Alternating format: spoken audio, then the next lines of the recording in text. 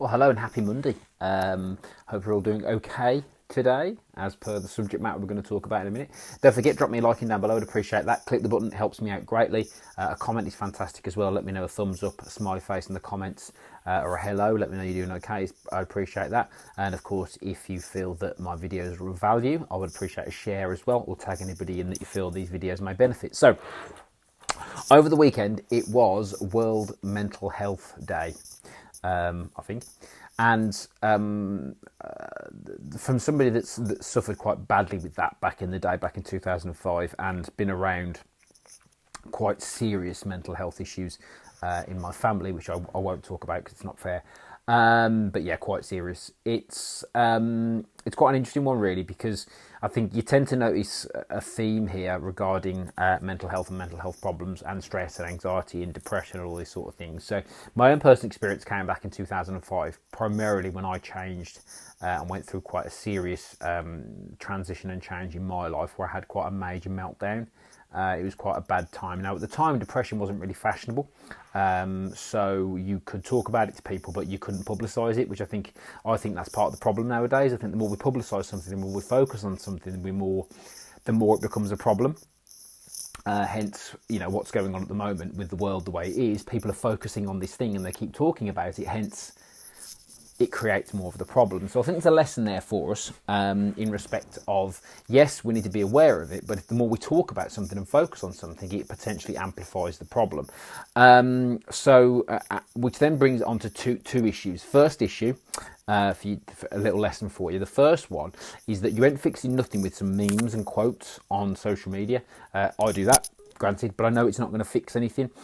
We can only fix things, number one, with action. So by moving forward and taking actions, and the actions need to be relevant and relative to where you are as a person. But you can't do nothing and expect things to change. You have to take some action, and whether that's action in the sense of getting therapy if you're really in the hole, whether that's action of just breaking some negative thought processes by going for a 10-minute walk, doing some squats, changing your diet, changing one thing in your diet, not switching your phone off for half an hour, which to me is as good as meditation. I'm being serious. Going for a walk for 10-15 minutes without your phone, again, as good as meditation for me. You don't need to sit there humming. You can if you want, but actually turning your phone off or going out for a walk and not taking your phone with is another good one.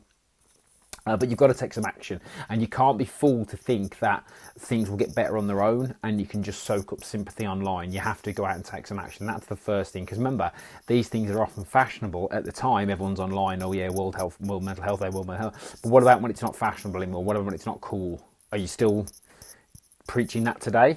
And that's the first thing you know, because people need help, and help needs to be accessible all the time, not just when it suits people for it to be a fashionable thing. So that's the first thing. You have to remember that. And the second thing, which is really important, and often we get caught up in this I should be positive all the time mindset, which is not great. The problem is we think there's something wrong with us when we suffer stress, because some people use expressions like stress-free life, which is impossible. You can't have a stress-free life. You can only manage the stresses of life, and the stresses of life are dictated by the choices that you make on the whole. So the stuff you can't control, but then there's a lot of stuff you can. So everyone has stress. Some people just have better stresses than others by the way we conduct our lives. But you can't live a stress-free life, because that's not how it works. Because everything we do brings stress with it. Being in a relationship can be stressful. Having kids is stressful. Working is stressful. Running a business is stressful. Keeping fit is stressful, because you've got to find the time to do it. That's not as stressful as being ill or sick, but it's still stressful. So this concept of you can have no stress is nonsense. You can only manage it well, and no amount of positive mantras or words or affirmations are going to get you through that. That's just delusional. You have to take some action and realise that, number one, take action. Number two, you can't eliminate stress. You can only manage it better.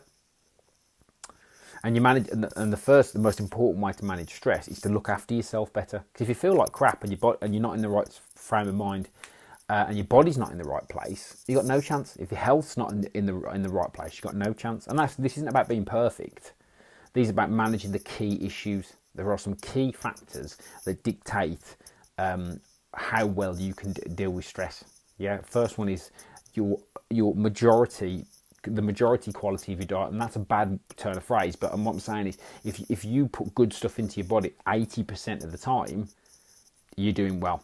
If you're active, and that activity again is relative to you and what you can do, yeah. And if you, the final one for me, most importantly, is managing sleep stroke stresses, yeah. So you're not drinking 15 cups of coffee a day, you're not staring at your phone till 1 o'clock in the morning, getting triggered by things on social media. These are stresses you can fix, and these are things you can control. So as long as you're doing those things, then you're going to put yourself in the best position possible to manage stress and do it the best way you can. But you can't get rid of it. No matter butterflies, rainbows, and positivity, and you can do that. You can't. No, you got to take action. So first point, take action. Always find a way to take action, even if that means when you're right in the hole, you're getting therapy. Yeah.